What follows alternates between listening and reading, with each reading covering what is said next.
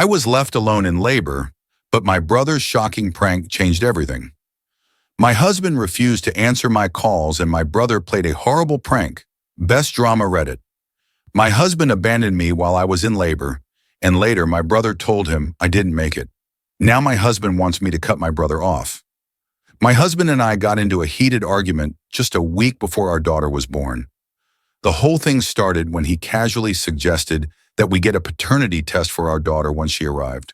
To be clear, this accusation was completely out of the blue, with no prior incidents or reasons to justify his suspicion. I am a homebody who works remotely with no close male friends apart from my brother. I don't go out much, and my interactions with other men are virtually non-existent. When he first brought it up, I was taken aback and deeply hurt.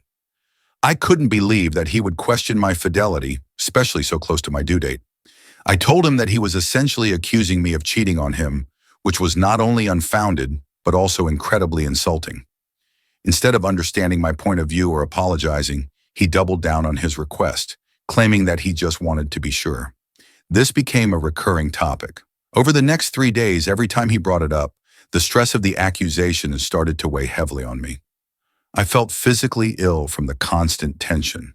I tried to reason with him, explaining how his unfounded doubts were affecting me, but he wouldn't relent. It felt like he was tearing down the trust and love we had built over the years, brick by brick. On the third day, after another exhausting round of the same argument, I reached my breaking point. I was overwhelmed with frustration and sadness. The stress was so intense that I could feel it taking a toll on my body and my mental health. In a moment of clarity, I realized that I couldn't continue to stay in an environment that was so toxic and harmful, especially not so close to giving birth. I told him that I didn't want to talk to him anymore and packed a few essentials. I left our home and went to my brother's house, seeking solace and support. My brother welcomed me with open arms, offering the comfort and understanding that I desperately needed during this time. I called my husband to try and work things out, hoping for some resolution, but he refused to engage in a constructive conversation. After all this, I decided to go back home the next day to grab some things while my husband was at work. The atmosphere at my brother's house was supportive, but I needed some personal items and baby essentials to prepare for the upcoming birth. As I walked through our home, the memories of our recent fight lingered, adding a heavy sense of sadness and frustration. While I was gathering my belongings, I suddenly felt a sharp, intense pain in my abdomen. The realization hit me. I was going into labor. Panic set in as the contractions grew stronger and more frequent. I needed to get to the hospital immediately. My first instinct was to call my husband. Despite our unresolved issues, after all, he was the father of our child and deserved to be there for the birth. I dialed his number, but there was no answer. I called again and again, a total of 16 times, with each attempt going straight to voicemail. My heart pounded with anxiety and fear. How could he not answer? Didn't he see the urgency in my repeated calls? Each ring that went unanswered only heightened my sense of isolation and dread. Desperate and in pain, I called my brother, explaining the situation between labored breasts. He assured me that he was on his way and tried to reach my husband as well. My brother called him another half a dozen times while driving to pick me up, and then continued calling on the way to the hospital, but there was still no response. The silence from my husband was deafening, amplifying my fears and frustrations as my contractions became more intense. I clung to the hope that my husband would somehow show up. The ride to the hospital felt interminable, each bump in the road sending waves of pain through my body. My brother, trying to remain calm for my sake, drove as quickly and safely as he could. His wife, a nurse, was on the phone, guiding us through the process and preparing to meet us at the hospital. Just when I thought things couldn't get worse, I felt an overwhelming urge to push. We were still miles from the hospital, and it became clear that I wouldn't make it in time. My brother pulled over, and his wife instructed him over the phone on what to do. In the cramped space of the back seat, I gave birth to my daughter. The pain was excruciating, and the situation was terrifying. I was bleeding heavily, and my brother's wife, who arrived just in time, helped deliver the baby and tried to manage the situation as best as she could. By the time we reached the hospital, I was in critical condition. I was rushed into surgery to stop the bleeding, and had to undergo an emergency hysterectomy. Bonding with my daughter has been incredibly hard. Each time I look at her, I feel a mixture of overwhelming love and deep sadness. She is beautiful and innocent, a light in this dark period, but I can't shake the lingering pain and trauma from her birth. Holding her, I feel the pressure to be strong and joyful. Yet the memories of the emergency and the surgery keep pulling me back into a state of sorrow and exhaustion. My brother's wife has been of immense support during this time. Her medical knowledge and calm demeanor have been invaluable. But even she knows that this emotional healing will take time. The point is, while I was still groggy and recovering from surgery, 10 hours after I had first called, my husband finally responded. I was just beginning to come around, disoriented and in pain, trying to make sense of everything that had happened. The nurses were bustling around, checking on me and the baby, and I could barely keep my eyes open. My brother had been by my side the entire time, his face etched with worry and exhaustion. He had my phone, handling all the calls and updates to family and friends. When my husband finally called back, my brother's face contorted with a mix of relief and anger. He couldn't believe it had taken my husband so long to respond, especially given the urgency of the situation. As he answered the phone, I could see the anger and frustration boiling over. My husband's voice came through, asking why I hadn't answered his calls. The sheer audacity of his question, after hours of silence during the most critical moment of my life, was too much for my brother to bear. "This is Jake," he said, his voice shaking with controlled fury. "I'm at the hospital. She didn't make it." Without waiting for a response, he turned off the phone, his hands trembling. My husband rushed to the hospital, arriving just as I was starting to wake up. The look on his face was a mix of panic, guilt, and desperation. He stormed into my room, his voice rising in anger and confusion. "Why didn't you answer my calls? What's going on?" he shouted, his eyes wild. Before I could even process what was happening, the hospital security intervened, forcing him out of the room to prevent further distress to me. I was too weak and disoriented to fully grasp the situation, but the emotional turmoil was evident. The hospital staff explained that they needed my signature to allow him back in, but I was in and out of consciousness, barely able to focus on anything. My brother's actions, though harsh, were driven by the intense fear and helplessness he had felt during those long hours. He had watched me struggle through labor, bleeding and in pain, all while my husband was unreachable to him. Those 10 minutes of fear he inflicted on my husband were a fraction of what he had endured. My sister-in-law thinks it was horribly cruel of my brother to tell my husband that I didn't make it. But she also believes that my husband deserved a taste of the fear and helplessness we all felt. She understands the emotional roller coaster we went through, and while she wouldn't have done it herself, she doesn't completely condemn my brother's reaction. My brother, on the other hand, stands firmly by his prank. He justifies it by saying that he only gave my husband 10 minutes of the same fear he had felt at my side for over 10 hours. He had witnessed firsthand the agony and danger I was in while my husband was unreachable.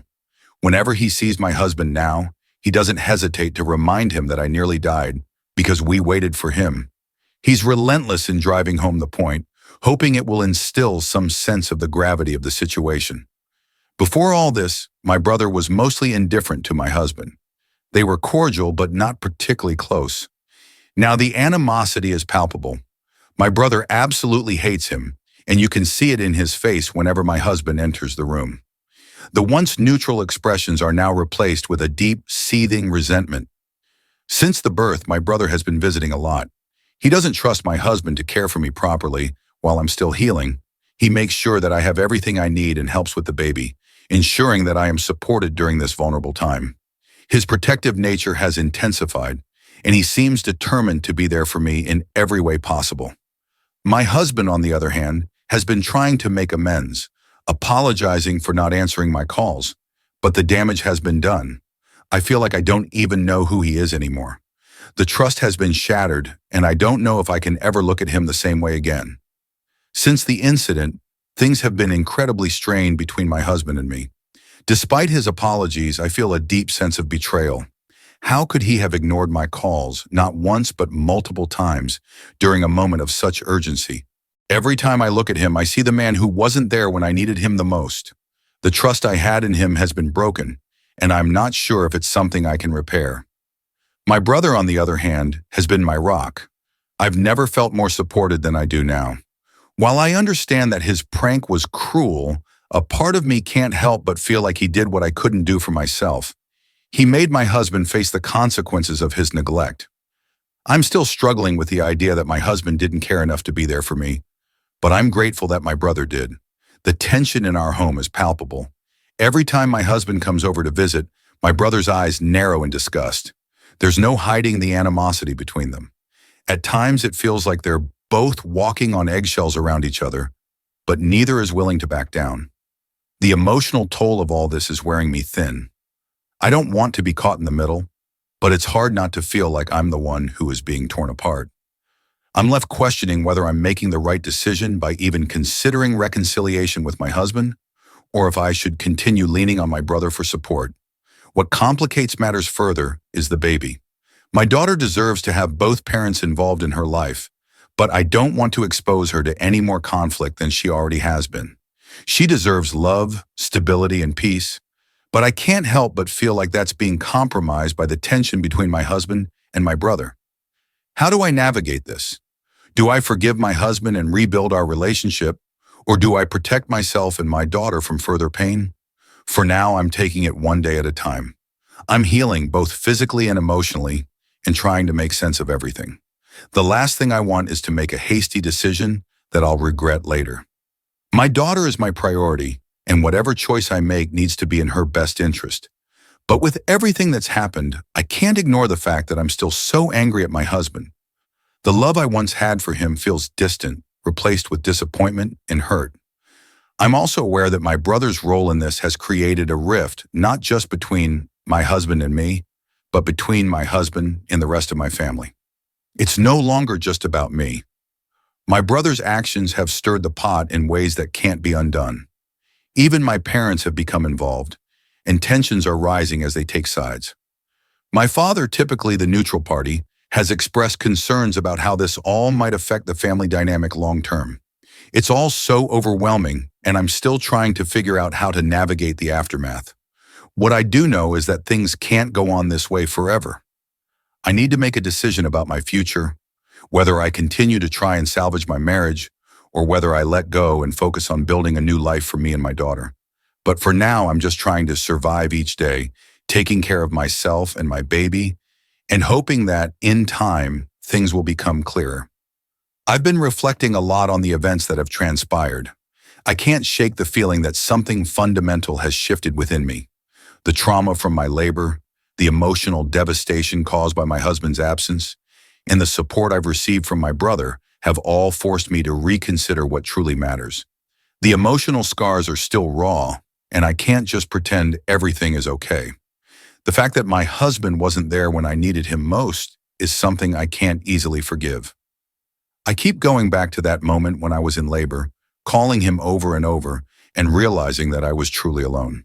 I've never felt more abandoned.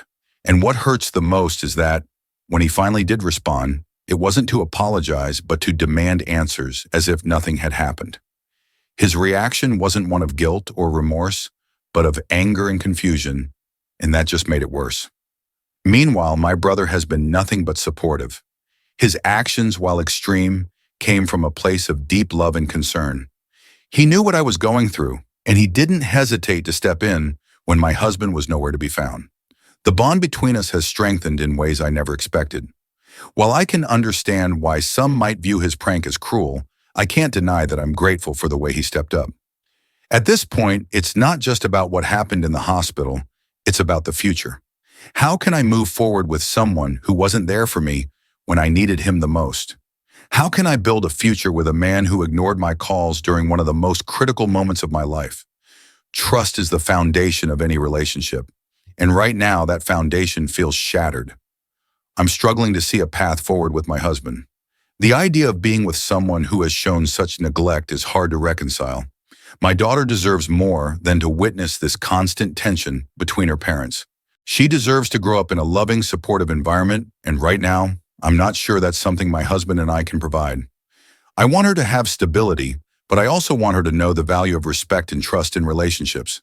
I don't want her to think that it's acceptable to stay in a relationship where trust has been broken so profoundly.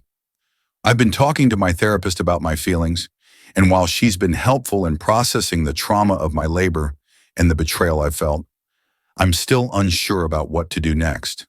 I feel a sense of numbness, like I'm not fully present in my life. I know that this could be a symptom of post-traumatic stress, and I'm trying to work through it. But I also feel like I'm caught between two worlds. One where my husband is trying to salvage what's left of our relationship, and the other where my brother has been my rock. Right now, I'm leaning towards the idea of separation. I don't know if I can ever trust my husband again, and the thought of continuing in this marriage feels suffocating. I want to be strong for my daughter, but I also want to protect myself from further pain. I know that, whatever decision I make, it will be hard. But I'm starting to think that walking away might be the only way to heal. It's not an easy choice. There's so much history, so much love between us. But there's also a deep hurt that I'm not sure I can overcome. My husband's betrayal isn't just about the paternity test or the missed calls. It's about how he made me feel unimportant, as if I wasn't worthy of his presence during the most vulnerable moment of my life. I can't ignore that feeling, no matter how much I want to. I don't know what the future holds, but I do know that I need to prioritize my mental and emotional health. I need to give myself space to heal and figure out what I want in my life moving forward. Whether that means moving on from my marriage or working through the pain with my husband, I can't say yet. But I know that right now I can't stay in a situation that feels toxic and full of distrust. For now, I'm taking things day by day, focusing on my daughter and my own healing. I'm learning to rely on the support of my brother and sister-in-law, who have been invaluable throughout this ordeal. Their presence has given me the strength to face each day, and I'm so thankful for them. They've shown me what real support looks like, and I can only hope that, one day, my husband will realize the gravity of his actions and take responsibility for them. As for my relationship with my husband, it's unclear. The trust between us is fractured, and I'm not sure how or if it can be rebuilt. For now, I need to focus on myself, my healing, and my daughter. She deserves the best version of me, and I need to be strong for her. Whatever happens, I'll make sure that my daughter grows up knowing she is loved and supported, no matter what. I've spent a lot of time reflecting on the kind of mother I want to be, and it's not just about providing for her physically, but emotionally as well. I want to be the kind of mother who teaches her daughter about love, loyalty, and respect, and about standing up for yourself when others let you down. I want to show her that it's okay to walk away from relationships that no longer serve you, especially when trust has been broken. I don't want her to think it's normal to accept neglect or emotional harm in the name of working things out. In the end, the choice I have to make is not just about what's best for me, but also what's best for her. I can't keep holding on to a relationship that's harming my well-being just because it's comfortable or because of the history we share. This is about what kind of life I want for my daughter and myself. It's not an easy decision, but I know it's one I have to make in order to heal and create a healthy future. My therapist suggested that I take my time and not rush into any decisions. I think that's sound advice, but there's part of me that feels like I've already made up my mind. I'm not sure what more I need to see or hear from my husband in order to change my mind. I know he's remorseful, but I'm struggling to see past the betrayal. His actions spoke louder than his words, and the silence during my labor is something that will haunt me forever. Every time I look at my daughter, I feel both a deep sense of love and a lingering sadness. The birth of my child should have been a joyful occasion, a moment of pure connection between my husband and me. Instead, it was tainted by his absence and the fear of being alone during one of the most important moments of my life. I can't help but feel like that's something I'll never fully recover from. The memory of him not answering my calls, of me struggling alone in the back seat of a car, will always linger in my mind. I think about the future and what it would mean to stay in this marriage. Can I ever forgive him for the pain he caused me? Can I rebuild the trust that's been shattered?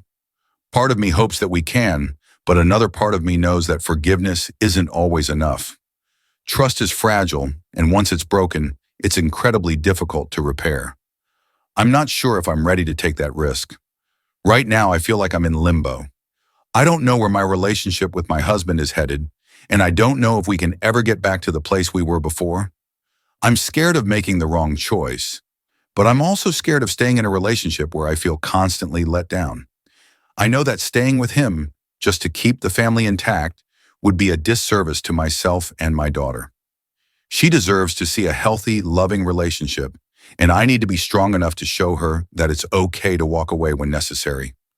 One thing that keeps me grounded is my brother. Despite everything that happened, despite the prank and the anger, I can't ignore how much he's done for me. He's been there when I needed him the most, and he's shown me what real love and support look like. The relationship we share now is stronger than ever, and I know he will always have my back. It's comforting to know that I'm not alone, even if my relationship with my husband feels like it's falling apart. As for my mother-in-law's and husband's reactions, I'm still processing them. I understand that they're upset about the prank, but at the same time, I can't help but feel like they're missing the bigger picture. My husband's behavior, his refusal to be there for me when I needed him most, is far more damaging than any prank could ever be. I just don't know how to make them understand that. I'm still deciding whether or not to file for divorce, but I know that it's something I can't put off forever. The emotional toll of staying in this relationship, of living with someone who made me feel so abandoned, is too much to bear. And as much as I want things to work out, I don't think I can keep living in a state of constant fear and uncertainty. My heart aches thinking about the life we once had, and I can't help but wonder if I'm throwing it all away.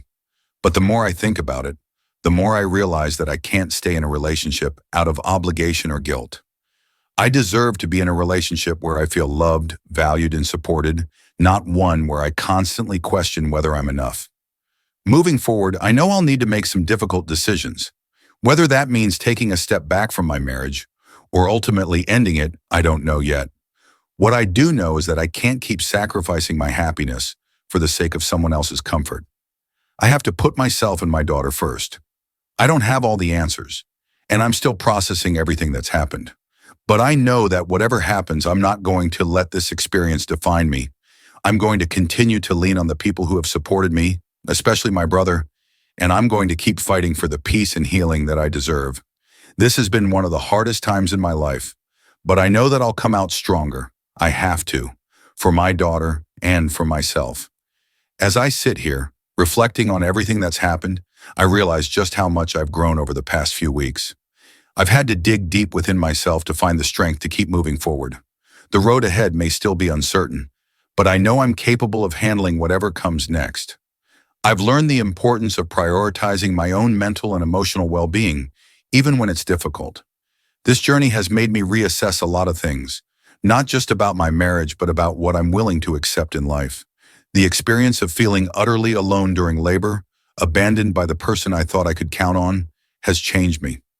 I've come to realize that my sense of self-worth cannot be tied to someone else's actions, and that I deserve to be treated with the love and respect I give to others. The bond I share with my daughter is a constant reminder of why I have to be strong. She deserves a life full of joy, love, and security, and I'm determined to provide that for her. I refuse to let her grow up in an environment where she sees her mother in a constant state of emotional turmoil. She deserves to see her mother stand up for herself, to know that it's okay to walk away from situations and people who don't treat her with the respect she deserves. I've also come to understand just how important it is to have a support system. My brother and sister-in-law have been my rock during all of this. Their support has been invaluable, not just practically, but emotionally. They've helped me see things clearly when I've been overwhelmed with emotions, and they've been there every step of the way, showing me what true love and loyalty look like. Despite everything, I'm trying to focus on healing. There are moments when I feel like I can't breathe, when the weight of it all becomes too much to carry, but I remind myself that this is a process, and it's okay to take it one day at a time. Healing is not linear, and I need to give myself the grace to feel what I'm feeling without judgment. I don't know what the future holds, but I know I'm not alone in this. I have people who love me and are here to support me through it. My daughter will grow up surrounded by love, and I will make sure she knows how strong she is, how capable, and how much she's worth. She will learn that she deserves a partner who stands by her through thick and thin, who supports her unconditionally, and who will always show up when she needs them most. For now, I'm taking things one step at a time. I'm not rushing any decisions, but I know that ultimately I need to do what's best for me and my daughter. It's not just about the past, but about building a future where we can thrive. As for my marriage, I still don't know what's going to happen. There are days when I think maybe things could improve, that maybe my husband can find a way to prove himself and make up for his mistakes. But deep down, I know it's not just about apologies anymore. It's about trust, and trust takes time to rebuild. And right now, I'm not sure I can trust him again. The silence during the birth of my daughter will haunt me for a long time, and I don't know if I can get past that. I've heard people say that sometimes things have to fall apart to make room for something better. Maybe this is what's happening now. Maybe this experience is teaching me something I couldn't have learned otherwise, about myself, about my worth, and about the kind of life I want for myself and my daughter. For now, I'm focusing on healing. I'm focusing on being the best mother I can be and finding my own peace.